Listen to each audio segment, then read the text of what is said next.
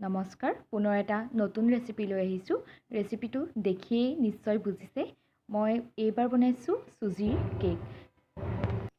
কেনেকৈ ঘৰতে সহজে চুজিৰ কেক একদম বজাৰৰ দৰে স্পঞ্জি আৰু সফ্ট কেনেকৈ বনিব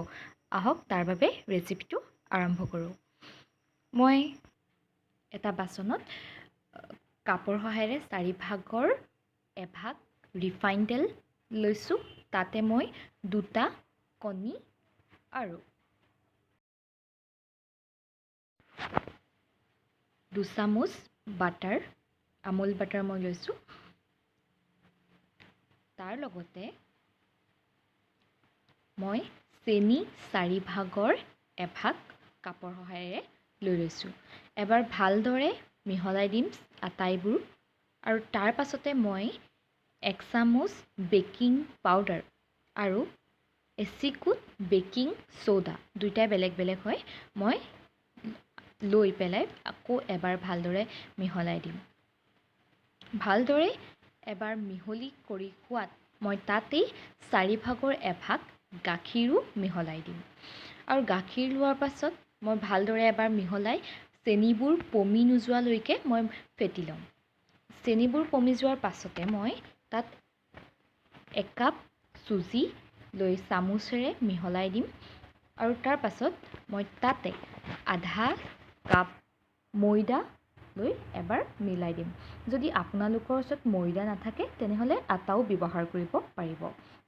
মই ভালদৰে 10-20 মিনিট মান ফেটি ল'ম যেতি 10-20 মিনিটৰ পাছত একেবাৰে বস্তু ফ্লাফি হৈ যাব একদম ফুলি উঠিব প্ৰথমে পনীয়া যেন লাগিলেও যেতিয়া আমি ফেটি থাকিম বহুত 10ৰ পৰা 15 মিনিট তেতিয়া একেবাৰে ফুলি আহিব তাৰ পাছতে মই এটা সসপেন লৈছোঁ সসপেনত মই ৰিফাইন তেল দি ভালদৰে হাতেৰে মিহলাই ল'ম আৰু তাৰ পাছতে মই বাটাৰ পেপাৰ তলত ৰাখি ধুনীয়াকৈ বহাই দিম আৰু আমি ফেটি থোৱা কেকৰ মিশ্ৰণটো সসপেনত ভালদৰে ঢালি দিম তাৰ পিছতে এবাৰ আমি তলতে লৰাই দিম যাতে বস্তুখিনি ভালদৰে এডজাস্ট হৈ যায় আৰু এটা মই গেছটো অন কৰি তাৱাখন পাতি তাতে মই বালি গৰম হ'বলৈ দি দিম প্ৰায় 5 মিনিট মান সময় মই বালিবোৰ গৰম কৰাৰ পাছত আমাৰ সসপেনটো ঢালি দিম বালিটো ভালদৰে সমানে মিলাই দিব যাতে আটাই সমানে পৰে গুটেকিটা সাইডতে সসপেনটো বহাই মই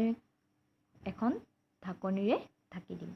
আৰু প্ৰায় 30 মিনিটৰ পাছত মই ঢাকনাখন দাঙি চাইছোঁ ধুনীয়া গোন্ধ আহিছিলে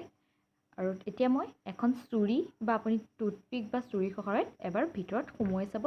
যাতে কিবা লাগি আহিছে নেকি কিন্তু চাওক মোৰ একো লাগি অহা নাই তাৰ মানে কেকটো কমপ্লিট হৈছে অলপ সময় কেকটো তাৱাখনৰ পৰা আঁতৰাই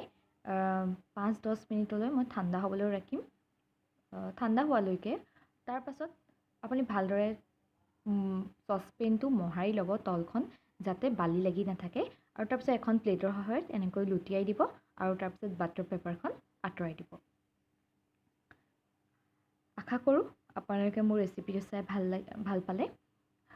যদি ভাল লাগিলে লাইক কৰিব শ্বেয়াৰ কৰিব আৰু মোৰ চেনেলটো ছাবস্ক্ৰাইব কৰিব থেংক ইউ